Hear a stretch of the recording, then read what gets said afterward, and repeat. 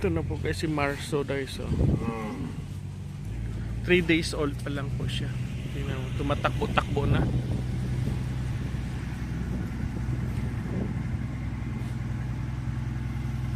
Makikipaglaro siya kay Tanggol, si Marso. Yan. Ngayon guys, 3 PM. At saka namin sila pinapakawalan para kumain. Yan. Kasi hindi na masyado masakit yung init. Yan, yun si Tanggol oh. Batang-bata pa rin. Pero pag nandito sila sa kanilang bahay guys, sa kanilang stop house, yung mga baka, itong dalawang baka to, nilalagyan namin ng tubig na may feeds. From 10 AM to 3 PM, inom sila ng tubig at saka may feeds sila na kinakain para hindi sila magutom. Kasi hindi naman maganda pag palagi lang feeds, dapat talaga may kakainin talaga silang grass. Hindi maganda na puro na lang feeds. Yun ang sa pag-aalam ko. Ilang percentage lang yan yung feeds na pinapakain sa ating alagang baka. Dapat po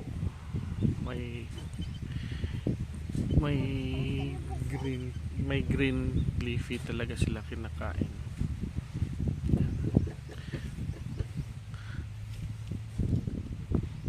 Sana po next year makakasta na po ito si Tanggol guys, para makakita natin kung anong labas ng process nila sa mga native ko dito na babae.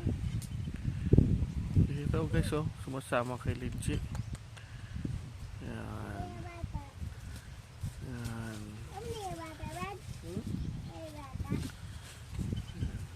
Malakas ng takbo oh. Maraming gatas yung buntis guys, yung baka natin maraming gatas.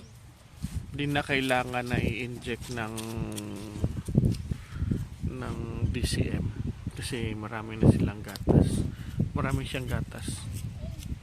Ito, napaka-healthy.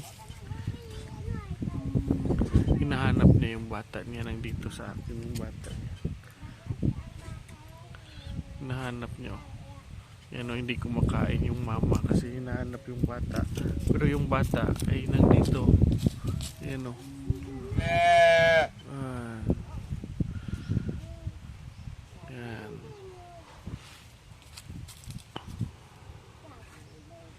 Yan yung bata. Si Marso. Marso kasi siya na anak, kaya si Marso siya. Ayan o kapatid, si Justin. Hi.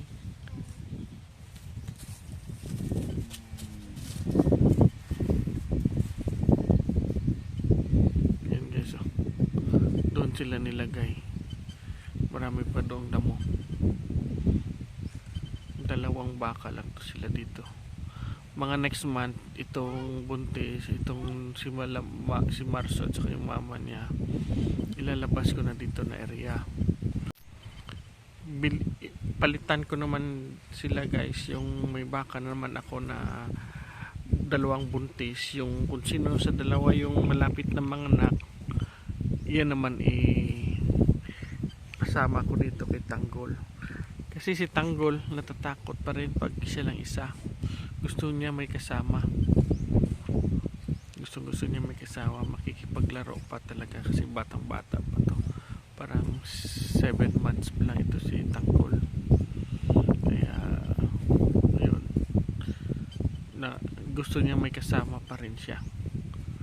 Pero balang araw pag may mabili tayo na baka, next month po i-deliver dito ni Sir Jigger Villacorta yung babae na baka na bili ko sa kanya. Shout out po Sir Jigger, thank you po sa naka-avail ako ng baka mo na babae. I-partner ko dito kay Tanggol, Sir Jigger. Tsaka balang araw pag okay na laki na to si Tanggol, order naman ako kay Boss Roger biyahe ni Roger at saka kay Madam Sol Gandang Buhay. Doon ako mag-order ng babae galing Batangas kay Madam Sol at saka kay Boss Roger. Shoutout po, kamusta po sir? Miss na kita. Hindi na tayo nakita dito. Tagal mo na hindi nakabalik ng Negros. Yan po. At saka sa kaibigan ko yung sa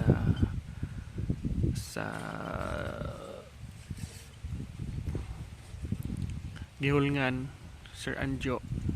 Sir, thank you po nga na-avail ko sa iyo si Junmar. Doon ko binili si Junmar sa kanila. Yan po. Maya pa ito sila kukunin mga 6 or 6:30 PM. Saka kunin sila. Basta ko may pagpasok nila ng kanilang bahay, mayroon naman sila nakandang tubig. Importante talaga may tubig yung alaga natin. Para natin may stock na tubig kasi mainit. Yan po. At saka hindi lang tubig, dapat malinis na tubig. Yan.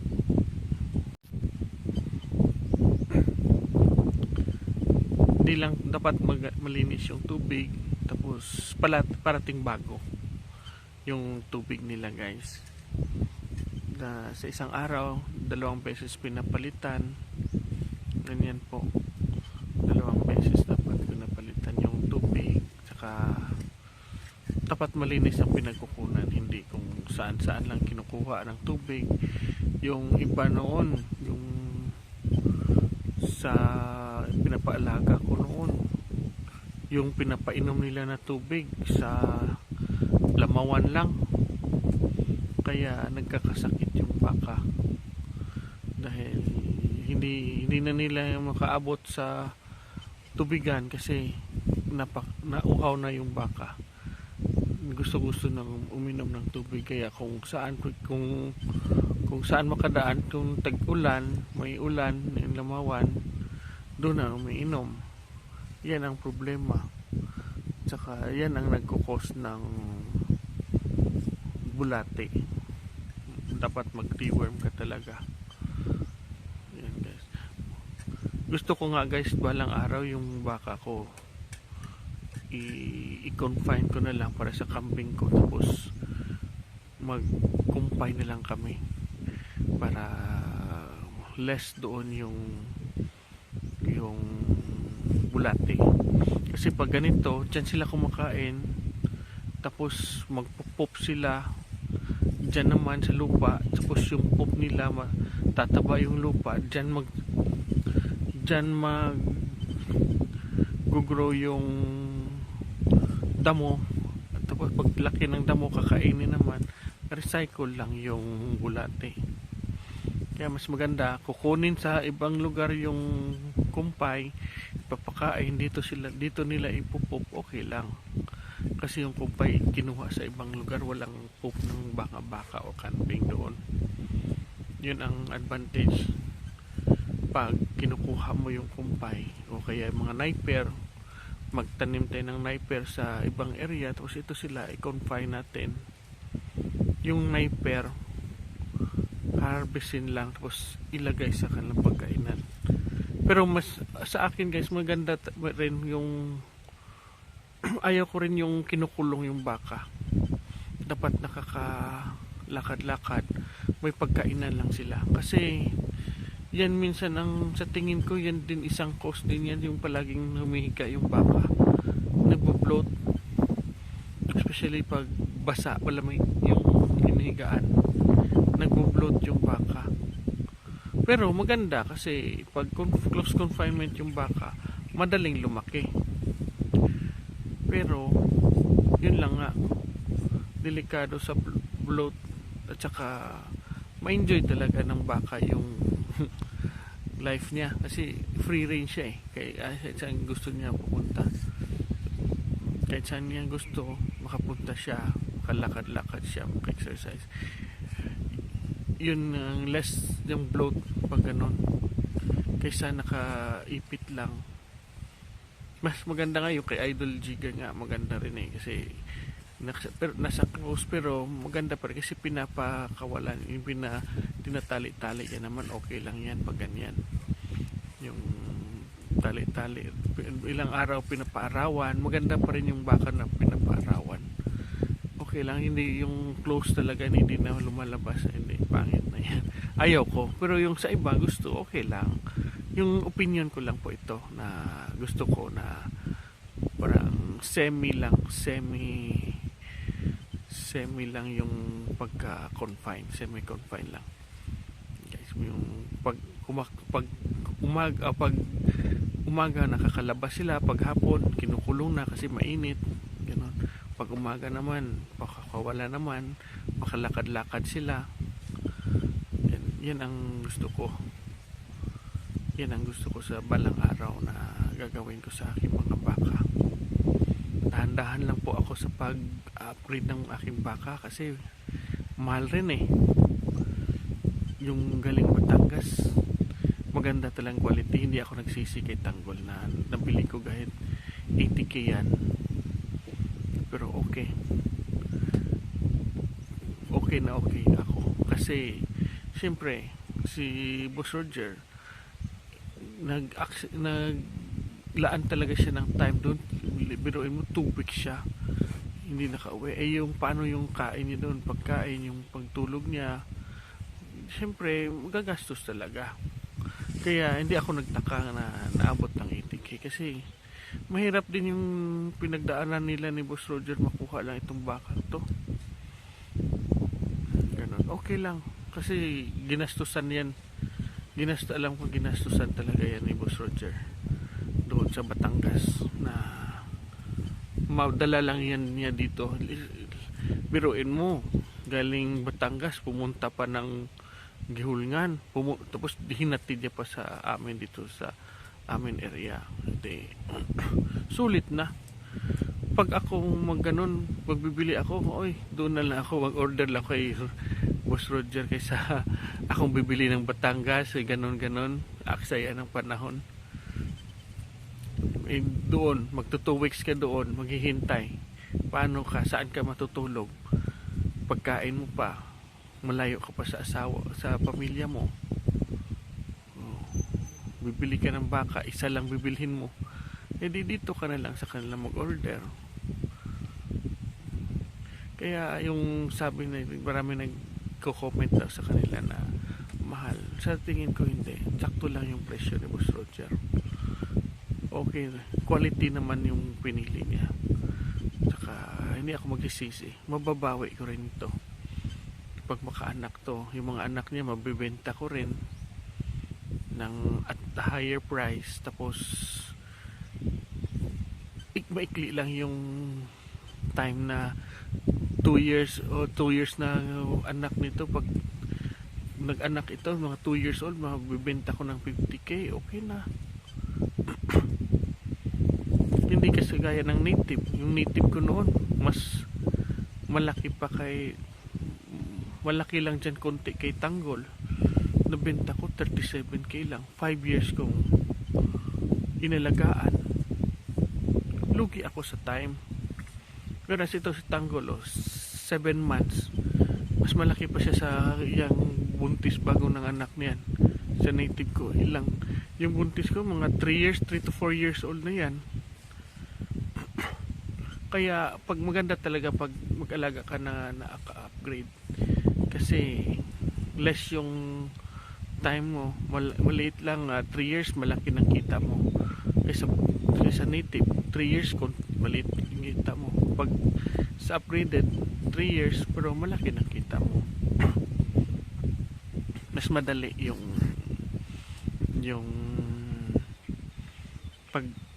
pag-aalaga mo. Galing sa panganak 3 years old, hindi na yan bababa ng 50 pag upgraded. Pero kung native, 5 years 37,000 o lagay natin 40k, 5 years pa naman, lugi ka sa pagkain mo. Okay lang yun noon kasi yung sa akin native hindi ko pinifeeds, kain lang ng damo dito kasi maraming damo dito, maraming tubo. Pag harvest ng tubo marami, okay lang, hindi masakit. Pero ito, invest talaga ako kay Tanggol. Pinifeeds ko siya para madali lumaki, may vitamins para hindi magkasakit, para barang araw masuklian niya rin ako, servisyo din siya dito sa akin. Ma-upgrade niya ito yung mga babae ko na baka, tsaka doon ako bibili ulit ng babae o tsaka lalaki, kasi yung anak ni Tanggol hindi niya na pwede kastahan. Tungkol naman guys sa pagdi-deworm ng ating mga baka, yung sa akin, yung program ko dito is every 4 to 6 months ako nagdi-deworm. Pero pag buntis, hindi ko dini-deworm. Pag makaanak na, kagaya nito, makaanak, next month i-deworm ko na ito siya. Tapos deworm, mag-i-inject na ko ng multivitamins. Tapos yung pagka malapit na mawala yung anak niya, inject naman ako ng EDE, deworm naman ako. Kasi magwala yung baka dito sa amin 6 months 6 months yung pagwawalay. Kaya deworm naman ako at saka EDE na para madali lumandi yung baka natin. Yun po ang program ko dito sa kanila. Yung gamit ko na pang deworm is albendazole. Tapos tingnan ko minsan hinahaluan ko ng injectables na ivermectin. Yung ivermectin 1 ml per 10 siguro yun. Hindi ko alam. Hindi ako sure. Nandyan lang yan sa label ng gamot. Mayroon yan dyan kung ilang dosage nila. Pero nakatry ako dito guys, yung baka ko noon maraming garapata, ininjikan ko ng ivermectin, nawala yung garapata. Kung buntis maraming garapata, yung ginagawan ko yung Bayers na powder, nakalimutan ko ano yung brand niya is Bayers powder po, dinidissolve. Asuntol. Asuntol yung Bayers na brand. Dinidissolve ko sa tubig at saka pinaliligo ko sa aking baka. Pero mas effective talaga pag ivermectin yung i-inject mo sa baka. Tsaka minsan pag hindi pa buntis yung baka natin, pag malaman mo yan pag maraming bulate, kasi yung balahibo niya is magaspang, hindi po shiny, kaya dinideworm ko yan. Tsaka minsan pag dito galing, dito na siya nakatagal na yung hindi naman siya stress, pero mabasa yung pupo niya, kaya dinideworm ko rin yan. Dapat mayroon ka monitoring kung kailan mo diniworm. Ito po nga area is baboyan ko noon, pigiri po yan dati, kaya lang ngayon marami nang tumubo na mga damo. Ayan, nahilig ako sa mga mag-alaga ng hayop. May baboy, mapababoy, mapaaso, mapakambing, mapabaka. Gusto ko rin nga sana ng kabayo, kaya lang nangagagat ng kabayo at saka punti lang bumibili ng kabayo. Yung tupa maganda rin siguro, i-try ko sa susunod pag mayroon yung upgraded lang na tupa. Baka ihalo ko lang dito sa kambing ko, pwede siguro. Please comment lang guys kung alam nyo kung maganda rin yung tupa, mag-alaga ng tupa. Yan ang gusto ko mag-experiment din. Noon may nag-offer sa akin ostrich, kaya lang hindi ako marunong. Natakot ako baka masipa ako ng ostrich. Ayan. Tsaka yung tinitingnan ko yung market talaga. Kung saan kung anong maraming nangangailangan, anong kailangan, doon ako. Pero yung ostrich meat, dahan-dahan na rin nagkiklik. Yung sa rabbit, okay naman, pero nag-try ako, hindi nag-success yung rabbitry ko. Kaya lang hindi yun talaga mga hybrid, mga native lang. Nag-try muna ako. Kasi ako pagbaguhan pa lang, nagtatry, ang ginagawa ko para kagaya sa kambing, native lang talaga. Native, tapos dahan-dahan ka na mag-upgrade. Dito sa mga baka ko ganun din. Native hanggang mag-upgrade ka ng dahan-dahan lang. Kasi masakit sa bulsa pag bigla kang tumalon sa pure breed. Ako na lang mag-upgrade ng breed ko. I-upgrade ko na lang yung breed ko. Kasi nandito na may mga babae na tayo na baka. Yung babae natin, Siam na babae, binilan ko na lang siya ng isang lalaki, si Tanggol. So, hopefully next year sana. Hopefully next year ito, mangasta na ito. Pwede na ito ikasta, magkasta ng mag-breed ng mga babae. Tapos yung mga lalaki ko dalawa, may lalaki ako dito mga 2 years old at saka isa 1 year old. Pag umaabot yung baka ko ng 3 years old, mahigit 3 years old, binibenta ko na. Dito mayroon naman akong kaibigan na bumibili. Maganda naman yung presyo niya. Dito lang sa amin. Yung may nakabenta ako yung 5 years old ko. Napakaliit, 37, pero maganda lang yung katawan. How much more sana ito si Tanggol pag mag 5 years old ito. Nako, napakalaki itong bakang to. Sana po makabili pa ako ng babae, dalawa. Yung target ko 2 babae or 3. Tingnan ko lang yung area ko pag marami pa akong damo dito,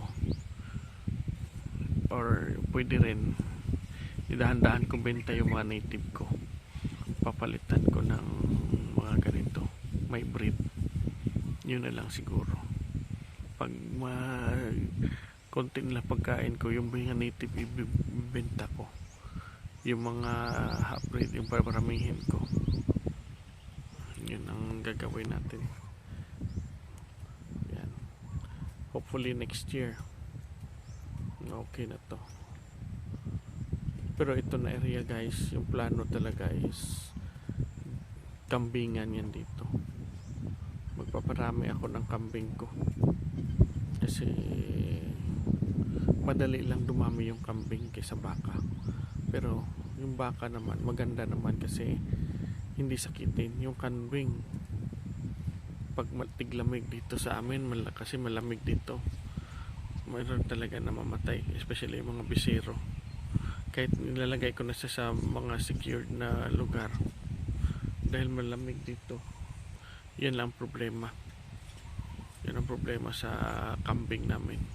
Kaya nag-invest na rin ako ng baka. Kasi noon yung mga baka ko native lang lalaki ko native lang. Ibibenta ko dahan-dahan itong mga native at saka papalitan natin ng upgraded siguro. Yan siguro ang magandang gawin. Yan guys, si Tanggol busog na yan pero kumakain pa rin. Hindi ko yan siya tinatali. Free range yan siya dito, makapag ikot-ikot kung saan gusto niya pumunta. Makapunta siya. Yung tinatali ko yung bago lang anak, kasi si Tanggol hindi naman lumalayo sa kasama niya. Pag gusto ko siya palapitin, yung papasukin sa kanyang bahay, yung buntis lang hinihila namin, sumasama na siya. Mabait na si Tanggol, hindi na nanuwag. araw-araw ko siya, araw-araw, every morning, massage ko yung ulo niya para kaibigan kami. Para hindi niya ako sanay siya sa mga tao, sa tao na hinahawakan siya. Kasi mayroon ako noon yung sa papa ko, may Brahman kami, ganito kaliit, mabait pa. Pag lumaki na, mga edad na 2 years old, 2 to 3, nanunungay na. Kaya binenta ko. Tapos yun naman, ang kapangit lang doon sa kanya, ayaw mag-breed. Takot sa mga, ayaw niya mag-breed. Ayaw niya kumasta. Hindi talaga ako nakakuha ng lahi nun. Yun sana ang chance ko na ma-upgrade to mga baka ko. Kaya lang wala. Kaya bininta ko na lang siya. Tsaka yun na baka, yun ang tinry ko ng ivermectin kasi marami siyang kuto. Yung garapata, tinry ko, okay naman, ganda naman yung resulta. Pagdating noon sa akin, dito yung galing sa papa ko na Brahman, ganito rin kalaki kay tanggol. Kaya lang matagal na yun. Galing yun Masbate, yung breed na yun, yung mamagpapa niya, at galing Masbate. Dumami lang dito sa amin. Kaya lang yung problema doon sa baka ng papa ko ay kulang po ng pagkain. 1 hektarya lang siguro yun. Maraming baka, 12 na baka. Kahit kinukumpayan namin araw-araw or hindi pa rin. Kasi malaking pagkain yung baka eh. Malaking consumption yung baka. Kaya dapat malawak talaga yung area mo. Kasi sa tingin, sabi nila yung isang baka 1 hektar daw eh, sa free range. Tsaka yung sa papa ko walang talagang tagapag-alaga, walang nag-aalaga. Yung nilagay lang sa area, free range lang sila, nakapader, eh wala. Kaya hindi yun nag-success. Ito, pagsikapan ko na to si Tanggol na maka-successful ako sa pag-breed, mag-upgrade ng mga baka dito. Yan guys, busog na siya. Hindi na masyado kita yung mga ribs niya. Kasi pagdating dito galing Batangas, napaka-stress nila. Kasi 2 weeks sila doon, yung kain nila konti. Tapos sa biyahe pa, 1 araw o mahigit 1 araw na sa truck. Doon na stress. Nag 1 month na siya dito guys. February 6 dito dumating, 2024 February 6 sila dumating dito. Kaya nag 1 month na sila ngayon dito sa amin. Naka-recover naman, sana tataba na. Ito siya. Yung lahi nito guys, sabi nila Indo-Brazil. Comment lang kayo guys kung anong lahi ito si Tanggol. Hindi ko alam. Yung sabi nila Indo-Brazil, hindi daw ito Brahman or Indo-Brahman ba to, hindi ko alam. Hindi pa ako expert sa pagbabaka sa mga pure breed. Yung akin lang native, na sanay ako, native lang talaga yung akin dito. Yan, native lang ako talaga kasi yun ang nakasanayan namin dito noon. Yung nakaroon ako ng chance na bumili kay Boss Roger, ginrab ko na talaga yung opportunity ko na makabili ako. Kasi minsan lang to. Balang araw baka hindi balang araw baka ayaw na bumili ni Boss Roger eh, mayroon na akong 1 baka dito. Pero pagsikapan ko na makadagdag ako ng 2 babae na Brahman lang siguro, hindi Indo. Yung Brahman, i-crosses ko lang siya dito sa ganito. Kasi sabi nila Indo ito, Indo-Brahman o Indo-Brazil. Pero yung gusto ko naman sa susunod babae, Brahman lang. kaya lang napakamahal ng sa Batangas, sa mga farm talaga napakamahal ng gate price nila doon. Yung gusto ko lang yung sa stockyard lang, okay na sa akin. Importante lalaki yung alaga, okay na ako doon, malaki. Hindi na ako yung sa pure breed na ganun. Importante 3 years mahigit bibenta na, mayroon malaki na yung benta niya, okay na ako doon. Kasi yung sa Subel napaka quality naman talaga, pero mahal. Yung hindi kasi kaya ng budget natin yung Subel. Magpapahanap na ako ng kay Boss Roger na kung saan lang mas mura ng konti. Pero hindi siya na magpili ng quality, quality. Yun lang gusto ko, guys. So guys, time check tayo ngayon. It's 4 PM na. Tignan nyo yung init dito. Mainit pa rin. Napakainit dito. El Nino dito kasi sa amin. Ito.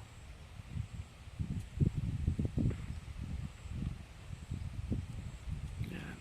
Ewan ko kailan pa kaya ito mag-ulan. Pero last month napakagrabing ulan dito. Araw-araw ulan. Pero ngayon bumawi naman yung init. Tag-init naman talaga. Pero hindi pa naman nagbabrown yung mga leaves dito. Kasi kahapon na umaga umulan ng saglit lang. Mga 5 minutes lang yung ulan niya. Dito kahapon ng umaga. Yan.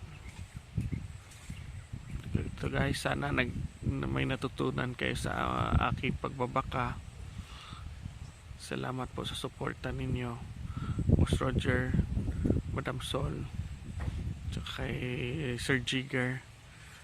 Maraming salamat po sa suporta.